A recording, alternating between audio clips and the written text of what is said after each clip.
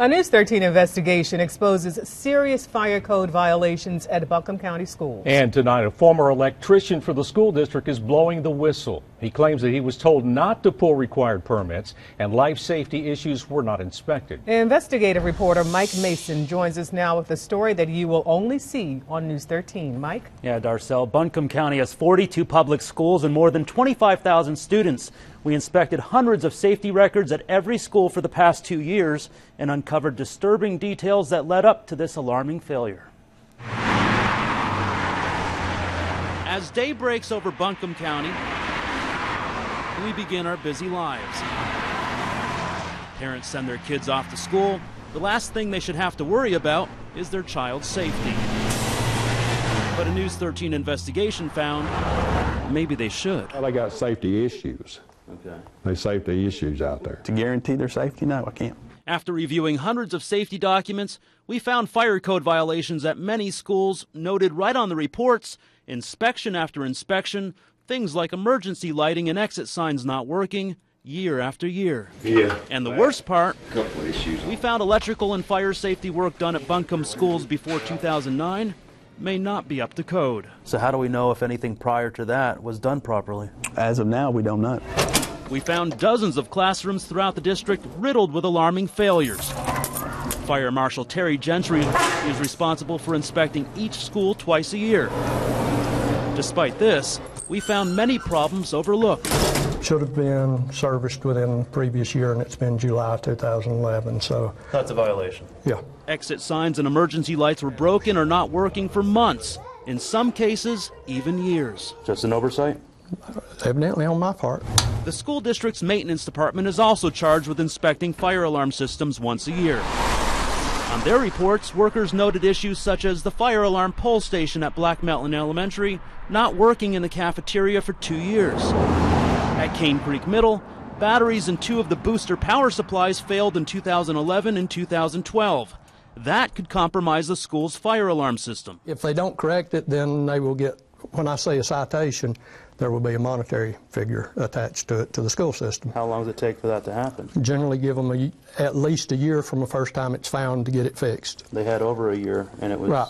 cited. I mean, it was found, and there was no citation. Well, that's... all I can say is that was oversight on my part. In fact, we found several schools reported year after year for having dead batteries powering the fire alarm system. At Charles Owen Middle, the batteries were dead in 2011 and 12. Inspectors noted those batteries were 5 years old and needed to be replaced. John Payne worked as an electrician for the school district for more than 5 years. He received good evaluations, but recently retired. Payne says he's worried about student safety and now wants to blow the whistle on what he calls the district's dirty little secret. Did you pull a permit? No. Why? Because we were told not to. Payne says for years the district has failed to pull permits for jobs involving fire code and electrical work. State law requires these permits to ensure the work is inspected and up to code and students are safe. Oh, I could go out and hook up something wrong and a kid could get shocked or whatever. Or a fire could break out. Yeah, a fire could break out. Payne says he has all the proof to back up his claims. For years he kept copies of hundreds of work orders for jobs requiring permits. Permits that were never pulled by the school district's electrical supervisor, Scott Emery. I said, are you going to get this inspected? And he said no.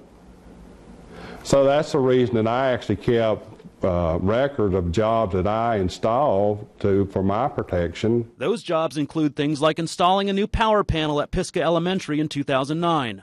That same year, Payne also installed a lift station at the auto shop at Enka High.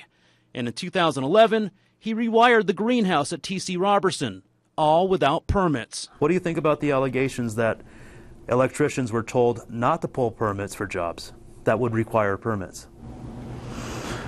It's the first I've heard of it. Matt Stone is director of Buncombe County's Department of Permits and Inspections.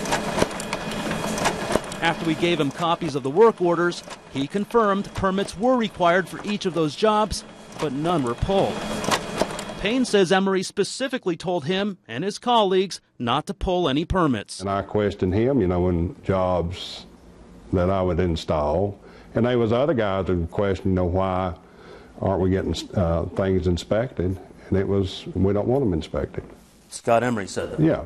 Yeah. What would you say about that? We took these allegations to Emery's boss, Greg Fox, who is the school district's director of maintenance. Well, I don't know what Scott Emery said. He's my electrical supervisor, told this employee that you're talking about. John Payne. You know, I would have to talk with Scott Emery. You would have to ask him that question. I wasn't there. Don't know what Mr. Emery had told this individual. So you're not aware of any of this? Absolutely not Scott having that discussion with an employee, no. Well, he's not telling the truth. Fox denies his department did anything wrong.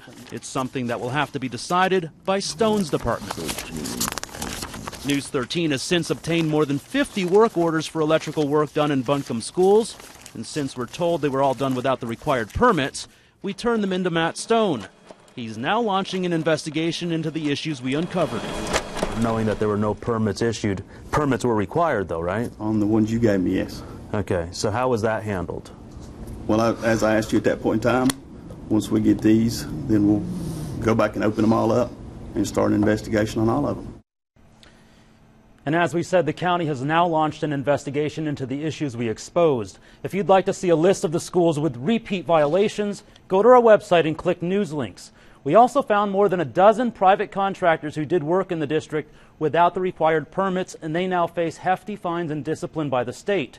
And some of them now say that's not fair because school officials told them not to pull any permits. That story is coming up tomorrow night at 6.